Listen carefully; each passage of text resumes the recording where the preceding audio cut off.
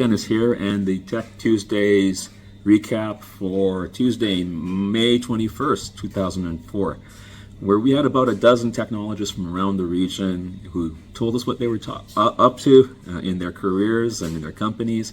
And we were blessed to have with us as well Alex Otero, a career people professional who talked to us about how to create high functioning digital teams and what we in the Caribbean need to do and be mindful of in order to capture a lot of these high value North American remote jobs that are available. So I hope you enjoy this episode.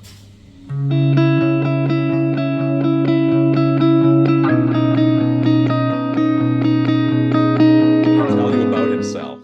All right. I appreciate it. I You appreciate can it. repeat So the other part about how you love me too. That's because of that. yes. So as I mentioned before we started recording, you know, Dennis is probably one of the few people that can message me the night before, ask me to do something like this, and I'm gonna jump right up and say, yeah, like let's do it. I can do it right after my meetings that have been running for the past few hours. But yeah, so my name is Alex Otero. I've been a people professional. I like that term a lot more because we tend to get broken up into two groups, which is talent acquisition and human resources, of which I've done both.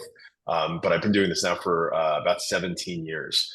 I've had the unique journey to, my journey was started very uniquely because I actually started as a talent acquisition professional or a recruiter. And I mean, you talk to enough recruiters, a lot of them are lifers. They do this for, 20, 30, 40 years. And, it teaches you how to find people. It teaches you to how to kind of like understand businesses and whatnot. And for me, I found that connection very early on with how businesses were functioning, how the operations were functioning, how could I help to, create value. And what I realized is that, my assistance to that creation of value came on the people operations side. So it wasn't enough for me. And I think I was doing a disservice to the companies that I was working at by stopping once somebody was hired. And so midway through my career, almost exactly midway through, I made the transition and decided, hey, I can kind of do both, but I'd love to kind of, be more on the whole like people operations side of the business. And so if you think about it in a way of like, there's the person that is going to try to convince you to come join a company. And then there's the person that makes sure that once you join that company, it's everything that they advertised it to be. And, we're going to make sure that we get the best out of you and we give you our best. And so I've been doing that now for maybe 8 or 9 years, mostly with technology companies the last, 10 to 12 years. In that time, I've only worked with one or two companies that, were not on like major growth trajectories or maybe, kind of hit a speed bump or stuff like that. Other than that, the companies I've worked at during my time there have increased their value in the hundreds of millions of dollars.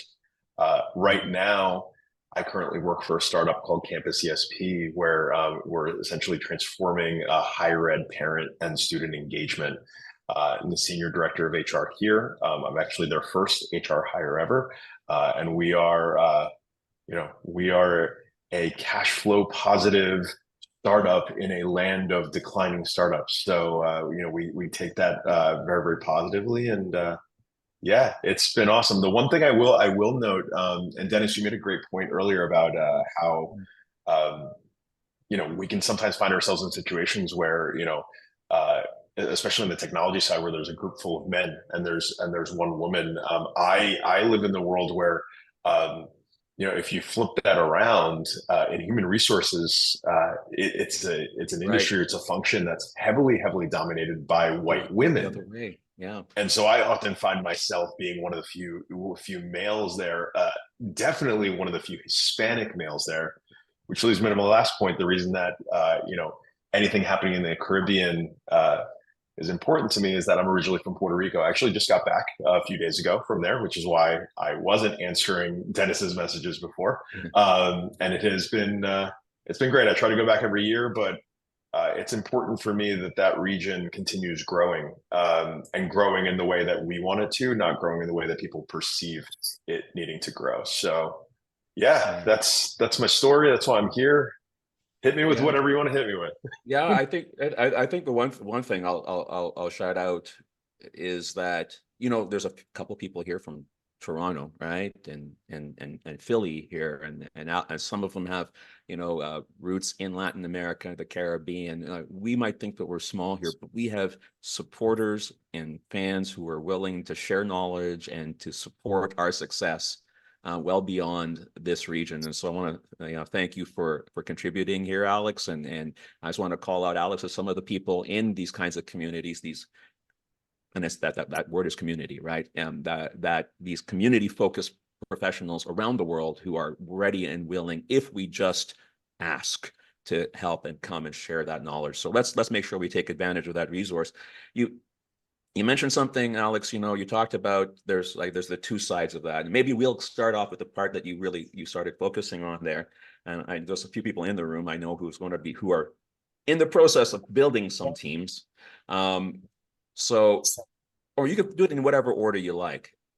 When you're thinking about really in your profession and in our field, the raw materials are between people's ears, right? I mean, sure, we have computers and networks and everything else, but the things that make the difference are in people's minds. And so it's one of the most important things I think we can do when we're building technology-focused businesses and teams. So when you're doing that, what do you think about on part A, and that bringing in the right people, that shaping of that, and how do you think about the team, the machine, so to speak, that you're creating? How do you think about that, and what's really important as you make those decisions? And when you worked with me, and I think you're more of a product side with your current company, so to speak, product platform, and we were doing services over at Conabos when you were with us. But whatever sort of that, what are the key sort of roles and attitudes and sort of qualities that you're looking for in people on both ends of that? I mean, in how you bring them in and what you do with them once you have them. Yeah, so I mean, there's a lot to unpack there. So what I'll do is I'll be as concise as possible. A big part of it is operationally, you need to look at what can your business do and sustain. There are some businesses that are going to be, especially in a true post-pandemic world, there are a lot of businesses that have reverted very, very much so to pre-2020 mindset when it comes to being in office or being in specific locations. And while some of us may fight against that quite a bit in terms of, how does that really relate to productivity, there's some operational aspects to a business that, you just have to live with. So for the point of this conversation, let's just pretend that the, 4 to 5 day in office companies kind of don't exist anymore. Let's just put those aside, because they're going to hire in the places that they want to hire. You get a Toronto-based company that wants all their employees in Toronto, they're just going to stay there. So, but when I'm looking at building out a team, or I'm working with a manager, or even somebody outside of the business to build a team, we focus on two key aspects, what knowledge and skill set. So essentially, what's between the ears. What is going to help you add value to your team, not just get the job done. And let's face it, more often than not, when we're kind of, in the trenches, we're thinking of how do I just get this done? What we really want to think about is how do we add value to the team long term? And long term can be, anything outside of just getting, that immediate task done. And then secondly, what do we want our team to sort of feel like over time? You hear a lot of talk about diversity, which is shifting now. DEI is now taking more of an inclusion version, because people kind of don't know what diversity needs to look like. So, no pun intended. And I think that ultimately what we need to figure out, and what I'll always encourage somebody to do, is what do you want your team to feel like? Do you want it to be a truly diverse team? Do you want somebody to just kind of, come from the same school of thought, or there are instances where somebody will literally come from the same school of study that somebody came from. Those two things, we sort of mash them together and start figuring out, okay, now what do we need to do to go find this person? And then, at least here in the US in particular, if you're working in the US, you're working in technology, more often than not, there are population centers in New York, Austin, Texas, San Francisco, Minneapolis that your mind sort of gravitates to. And Mhm. so, for the purposes of a conversation like this, I think a big part of it is how do we change the way that people think to look at other parts of the world. You run into the same thing Yes. in Europe too. You get a lot of, you get a lot of the UK, you get a lot of, Paris specific things. Ireland is becoming a huge hotbed for technology. And Mhm. then early on, if you saw like probably early mid 2000s, Ken and Dennis, you guys may attest this in the Sitecore space. Um, Eastern Europe became a big hotbed Yeah. for developers because there was this knowledge that in the former Soviet Union there was singular training in specific things. Unfortunately, in the Caribbean, you don't really have that. There's this perception across the Mhm. world. On this call, we know this isn't true, but there's this perception that all the jobs in the Caribbean are either manufacturing for big companies in the US, especially usually pharmaceuticals with tax breaks, or tourism. Those are Yeah. the two perceptions about the Caribbean, and so um, it's incumbent on people like me and others to explore all parts of the world to figure out where we can find the adequate brain power necessary to fuel growth for our businesses. Yeah, and I absolutely know this for sure. There was a I won't out him too much, but you're listening, Erwin. This very excellent software architect from this region, who our former director of technology, Mike Edwards at Conabos, interviewed and said he's one of the best solution architects he's ever spoken to. And as somebody who is, homegrown in this region, and that perception that we don't have what it takes is just not true. But I asked, what do we need to do? And I think we have to take ownership of it.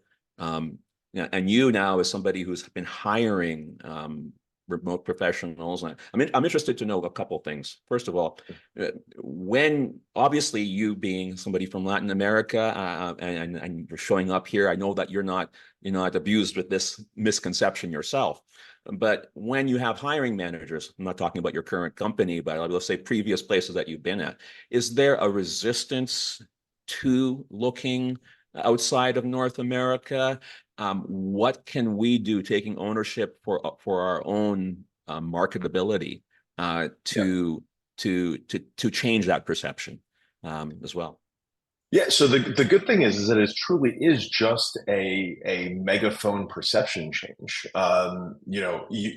There is no resistance because there's just no knowledge. You can look at you know hotbeds in the world where there's potentially political upheaval. Like in that situation, there tends to be resistance because you wonder, oh man, what's going to happen if if a different government takes hold. But for the most part, on a lot of the smaller islands in the Caribbean, people don't think about them because they don't know them. They know them as vacation spots, and a big Mm. part of what we can do is conversations like this. Bringing awareness, as Ken noted, to individuals who are performing exceptionally well in certain things, finding ways to highlight those skill sets and potentially um, you know bring to sort of the masses the idea that there are very accessible places very, very close to home with very close time zones, which is super huge and something that we don't Yeah. often talk about. um, and so by doing that, I go back to your LinkedIn comment from earlier. One of the things that somebody's going to do, hiring manager, myself, when they hear, I have this fantastic person in Jamaica. I want you to check, I want you to check them out. And then you look at them and they have 25 LinkedIn connections. Well, that manager's ears are going to perk up and say, what gives here? Why? Their Yeah. mind doesn't go to, oh, they're a skilled professional in some place that doesn't really use LinkedIn. Their mind goes to, this person's probably not legit. Yes. So, um, I know that there are some questions in terms of, let's see, I'd love to like jump into some of these. Oh yes, please do. I mean, hey, So Juliet, do you want to voice it yourself? yeah, Juliet, please Renee, do. if you guys want to jump in, you absolutely can. And if you don't want to, just say so. And Alex, I'll give you 3, 2, 1. And Juliet asks, what are some of the specifics you're looking for in the technology field? Renee asks about, I mentioned makes another comment, and you've read those both, but maybe if you want to, either Renee or Juliet's comment, if you want to. Yeah. So Juliet's comment, first and foremost, like that's going to be really specific to the company. So like, let's with technology, technologists have one like big problem, and I tell all technologists this, regardless of their location, is look, just because you've dabbled in a lot of different programming languages doesn't mean that you need to tell me that you've dabbled in all those programming languages. Like, let's figure out what you're the best at, where you can provide the most value. So there's difference between like skills and values, and that's the big part. I mean, skills and value adds. So like, I have skills in a lot of different things, but that doesn't mean that I can add value to an organization just by having them. So when you highlight something like, let's throw Python out there, because I was just talking to somebody about it. Like, if you know that you're an expert Python developer, then it probably doesn't benefit you to go look at, some other random language like Ruby or something saying, hey, I could learn this. No, like, let's really dial in, figure out where people are hiring Python developers, and then let's start making inroads into those companies. More often than not, what somebody will do is they'll like mass blast their CV with every single technology that they've ever touched from school up through like their career, and just apply to every job possible. It's lost in the noise. Gets completely lost. Yeah. And then in terms of governments not utilizing the talent that you have there and hire consultants from outside of the region, well, at the end of the day, one of the best ways to fight back to that is go outside of the region and make them bring you back. One of the biggest stains that you'll like see from any like big government agency in any country, and they terribly fear this. This is from the United States all the way to like the tiniest country, anywhere. They hate brain drains. Yeah. It terrifies them. They don't want the talent where they are leaving. So once they find out that talent is leaving, they're going to do everything that they can to bring them back. And so, that's part of why we're here, is figuring out how to do this on our own, not relying on, big government agencies to potentially advocate for us. And that's not saying that that's what you're doing, but unfortunately, when we get frustrated and things like that, that ends up, kind of happening. Absolutely. I mean, I was speaking to a friend, actually, somebody who's on the call today, about government, and I described my journey here since moving here from Toronto just about 2 years ago as one of equal parts inspiration and frustration. And I think some of the frustration, I mean, due to some of what I'd seen and what I perceived as being, the typically slow bureaucratic walk of government, was due to my own stupidity, to be quite honest. I'll take ownership of that. Why? Because I expected government to be the agents of change, when that is really something that is primarily from the private sector and entrepreneurs. We are the ones who embrace risk. We are the ones who make change, and typically government is the duty of care for the public. And your job as a politician is to get elected and then re-elected, and then to make sure you take good care of the public good. So change comes from us, and I think we have to take a good look at ourselves and what we can do. I think that one of the things that I have seen here since I've come, and I offer this humbly as somebody speaking from the outside looking in, but sometimes an outside eye can be very illuminating, is that we just don't speak up enough and elevate each other enough in order for us to be noticed. And one of the things that I know, Alex, we moved into, and this is going to tie into some of what Chad has just asked in the channel. And one of the things we leaned into when I founded Tech and co-founded Conobos and so forth, was community. I met some of my first colleagues in the technical community because I was there sharing knowledge, sharing what I knew. And you can run around saying that you're an expert all that you want, and you can have everything on your CV. But when you start sharing that expertise with others, you've demonstrated expertise. And so now I can't say that you're not an expert or we don't have the talent because I've heard you doing it over and over. So I want to just kind of plug that into the conversation, into response to what was asked about, why our governments don't. And I think this call and some of the things we want to do through the Alliance Initiative to help to tell the stories of each of you is part of what helps to change that narrative.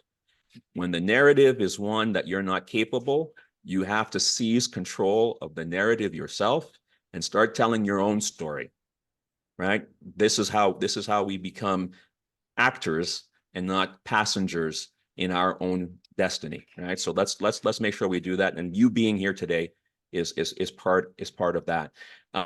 Chad, you want to jump on and ask your question, because I think it's really probative and something that Alex knows a few things about. We've managed to get a lot of really great professionals to work for our company over at Conobos and other places. And why don't you ask Alex your question yourself, and see what he has to say about it.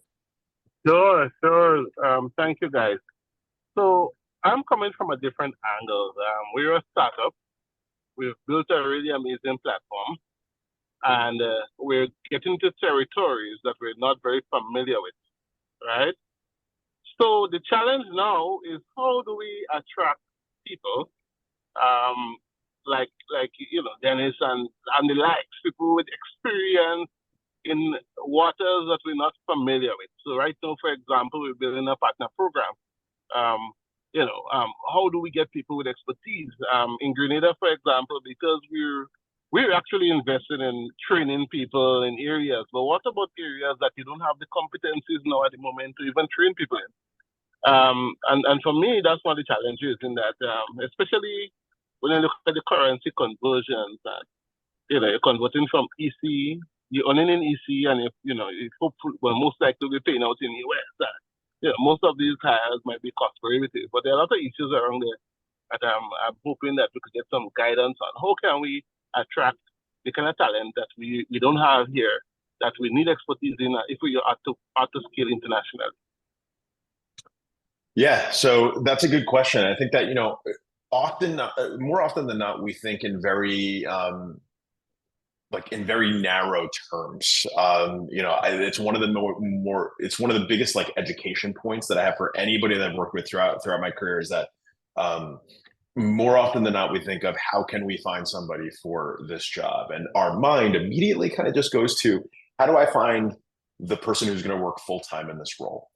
And so the reason that flexible working arrangements exist, the reason that consulting arrangements exist, is not necessarily always to benefit the company. Again, popular media exposure and stuff always takes us to that, which is, oh, this is just the company trying to get somebody on the cheap. But realistically, if you want a specific type of talent, the least you can do is just ask and figure out a way to help that work. And I think that there are people out there, I actually know this for a fact, there are people out there that will do pro bono work. There are people out there that have jobs that will do extra work if it's flexible enough. And if you really do need somebody to give you a startup's worth of 40 hours, which in my world is like 60 hours, then yeah, there's going to be a situation where you're going to have to dig really, really deep and either figure out a way to train somebody up, or, make a key investment with the assistance of somebody else that you might not have. And sometimes it works out, sometimes it doesn't. That's why, some of these companies fail and some of them don't. But more often than not, there's going to be people out there who want exactly what many of us want, which is more exposure. They want to be known for more than just whatever paycheck that they're getting. I'll give you a personal example of this. I have a full-time job. This is what I do on a daily basis.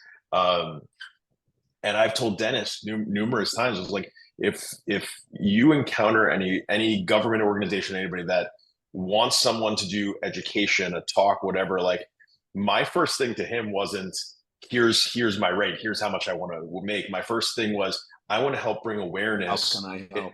If how can I help? How can I, and so I think that, you know, Chad, to your point, like I know I'm probably not answering your question directly, but I think that a big part of it is we need to figure out a way to get creative. Think of a band-aid first, and then continue building from there. Because if you're confident in your startup's culture, if you're confident in your business model, all you need to do is get somebody through the door, and you'll be able to entice them. And at the end of the day, one of the things that people will not pull up that actually are pull out against, which is very much in your favor, is you work in one of the most beautiful areas in the entire world. That attracts people to things. There's a reason here in the United States that people want to move to Florida and don't want to move to forgive me for saying any other city out here, but like there's a reason that people flock to the Sun Belt and perhaps not the Midwest or the Rust Belt. They like their surroundings. What's up? Not Philly. I don't want to go to Philly in the middle of. Hey, Philly's a hotbed right now. We're in the beautiful Mid Atlantic. Absolutely. But there are areas that decline in population. And I think that the Midwest in the United States, which was predominantly known for car manufacturing in the 40s, 50s, and 60s, is a great example of this. We're now seeing the revitalization of those areas, but it took people going back to Detroit and taking risks and investing in that area to build it back up. I feel that we can do the same thing for all, like a very diverse set of countries throughout the Greater and Lesser Antilles in particular. 100%. And we have a couple folks here who are actually in the public sector here in this call who are looking at exactly that. I mean, how can we reverse this brain drain and to do some of what Chad has said? I'll note just as a personal thing, through the couple companies that I founded, managed to attract some of the best professionals in our field. I mean, Alex has mentioned Sitecore, which was one area that we specialized in. If you'll check out Conabos's Sitecore, you'll see that, for example, John West, the former CTO of Sitecore, worked with us part-time. And like Alex had said, that was a flexible working arrangement. He's somebody who, has nothing else to prove, doesn't necessarily need to, we can't necessarily afford him, but you give him something inspiring and meaningful to work on. John considers himself a customer advocate, which means that, yes, he might work for us, but he is really concerned about working for the customer. So he'll hold us accountable when we're doing things that aren't right for the customer. That kind of a thing is inspiring to somebody like John, right? And we can find that, listen, we're at an existential moment in this region's history. And when you start talking to young people in Toronto, for example, who are making over $100,000 a year and can't afford to buy a house, and you tell them you can come here and matter, right, and do something important, or experienced professionals who might be like when I moved here, I was, I was over 50, and I'm looking at what can I do that means something with the rest of my career. That is something that can help to attract people. So I think one of the things we have to do, and again, this goes back to narrative, is seize control of the narrative and tell people why it matters. So tell them why it matters, because it's not just always the paycheck. You have to have some kind of a decent paycheck that is a fair exchange, right? But giving people purposeful work that moves them is also really good, because you can get paid a lot of money and feel like what you do doesn't matter, and it is soul sapping, right? So that Chad, I think, is really, you're doing some things there. I know you, Brendan, the people there with Island Innovators who are trying to change the trajectory of the Grenadian economy with technology. That can mean something to a senior professional who's looking for another opportunity, or might just be stuck in a meat grinder of an organization right now. And you say, come and do something with us that's meaningful. Yeah, the job will be hard and it doesn't pay much, but it matters. Will you consider it? And some of them might consider that, at least on a part-time basis. Yeah, thank you, guys. Thank you. Listen, the feedback is amazing. So thanks for that. No problem at all. I'm going to open it up. Just if anybody has anything else that you want to ask Alex, I know some of you are developers on your own career. Many of you want to find remote work yourself. Some of you, like Chad, are founders who are building teams. Some of you are in the public sector who are, again, building teams or picking teams to do work. Is there anything you want to ask Alex? I'll give you a few moments to do that, and then we can maybe go around the room again for anybody who hasn't had the chance to let us know about themselves. Yeah, maybe I can throw in a quick question here, Alex. Patrick speaking. Sure. What do you see technology now? Is the buzzword of AI, and everybody's jumping there, and it's trying to figure out where do we land.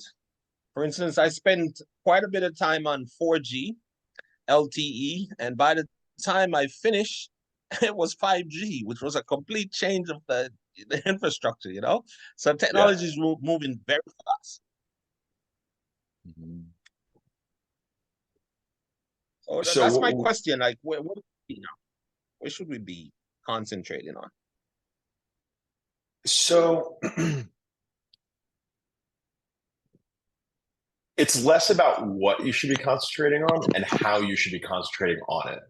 So with AI is a fantastic example of, AI will soon or has already become a general blanket term for a diverse set of technologies that is using machine learning and a number of other advanced technologies to ultimately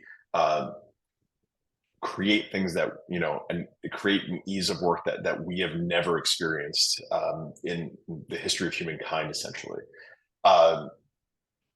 I would argue that instead of focusing on like what, I would focus more on understanding it and how to leverage it in your current in your current work. A lot of companies out there rushed to try to create their own thing or sort of get ahead of it, and what you're seeing is that those companies are now taking big losses because they dove a little too deep. And the companies like ours is a fantastic one where it's not something that we do, but I can see that it's something that we will eventually do. The companies that are looking at it now saying, hey, how do we dip our toe in the water a little bit with this so that we don't fall behind, but we can get a little ahead. And I think that as long as you embrace the idea of artificial intelligence, because it's not going anywhere. It's definitely not going anywhere. It's only going to get bigger. If you embrace it and figure out ways for it to help you leverage what you already know, you won't get left behind and you'll actually come out ahead over others. And so much of this is just about knowledge. Like, I know it can sometimes be disheartening when we get on calls like this and it's like, how do I get this job, with this company for this much money? And, that might be simplifying it, but a big part of it is, and I encourage everybody to do the same, think about how can I meet somebody new who I can then learn something from and leverage to meet somebody else. And the more that you continue building up on that, the next thing you know, people are calling you saying, hey, I have this job. It's, 10 hours a week, but it actually ends up paying what you would make, for 40 hours. And it's in Miami and I need you to come here, 2 days a week for the next 3 months. Those little things might not seem like the careers that we've kind of thought of in our head since we were kids, but it's something that ultimately helps transform entire regions. That's something that, Dennis, but specifically Ken, can attest to.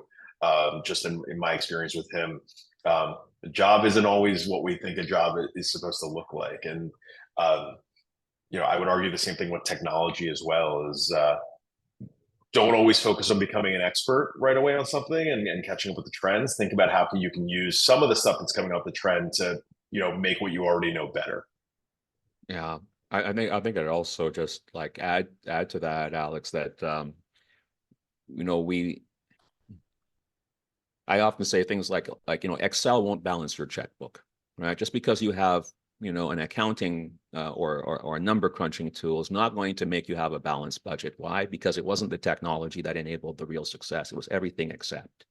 And so similarly with AI, I think that there are things that we can start to focus on. Just like back in the day, maybe you took a basic mathematics class, you learned addition, you learned how to do a manual square root. and all of those things. If you're an accountant today, you don't do those things manually. You plug it into your calculator, but you needed to understand it so that you could learn to focus on the higher order skills.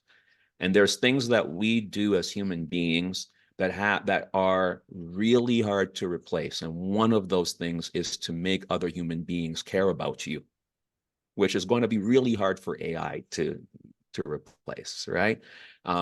There's a book, and I'm going to paste it in the chat, that this fellow from Optimizely, Dean Barker, had recommended to me. It's called Humans Are Underrated. And I think for all of us who are worried about AI, and if you're a developer right now and you're trading lines of code for money, you should be worried. I was going to say that plain, right?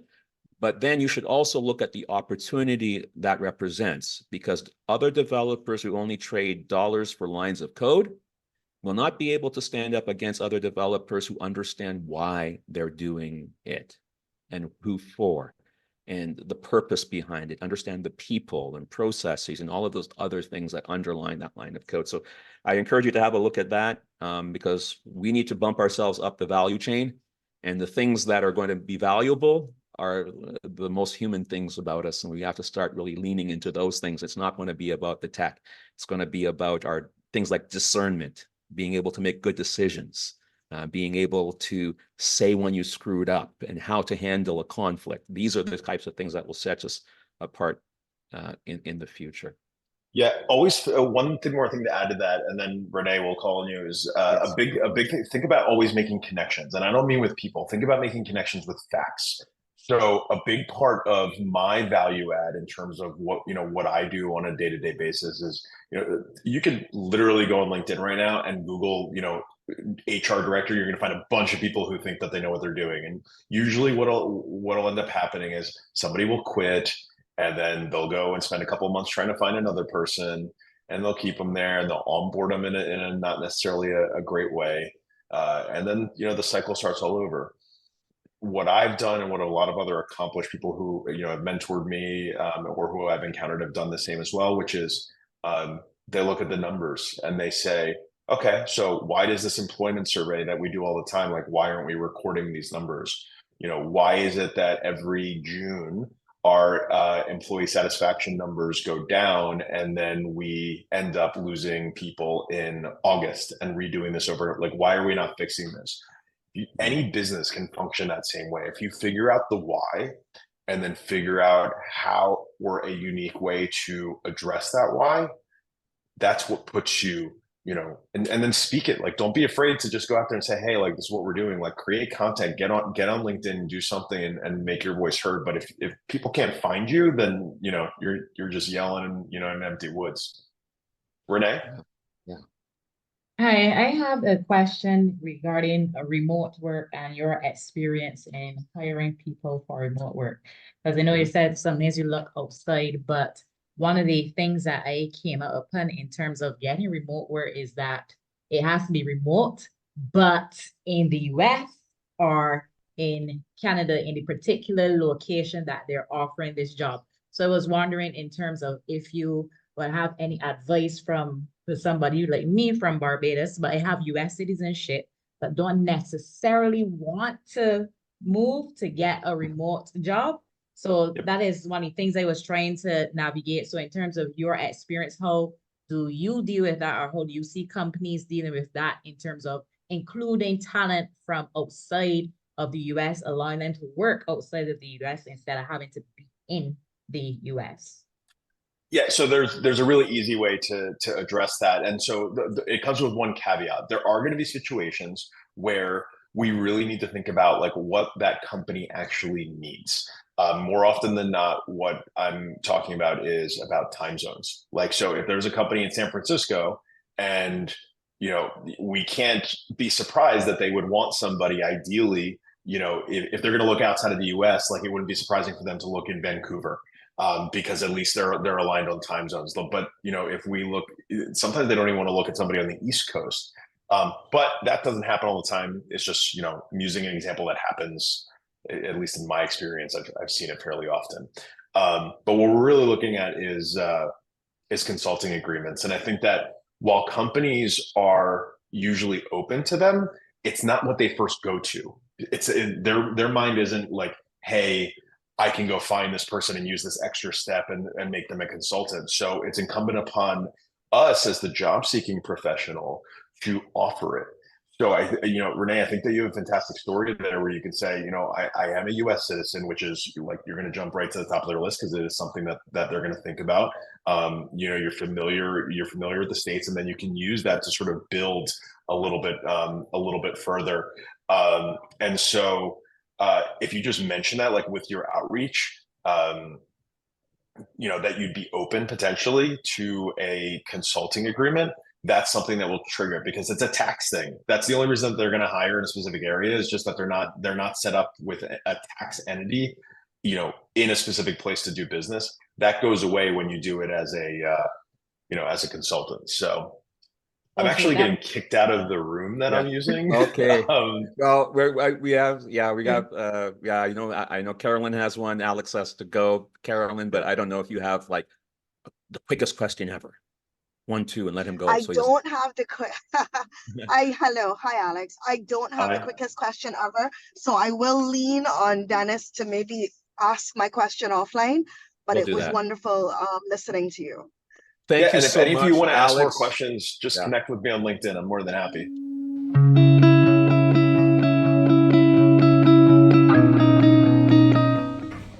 I hope you enjoyed that. That was Alex Otero. Next week, or rather this week, tomorrow, on May 28th, I'll be talking a little bit about the DX Alliance, and I'm looking forward to talking to you about what you do and how we can help each other. So until then, let's keep showing up for each other. Take care.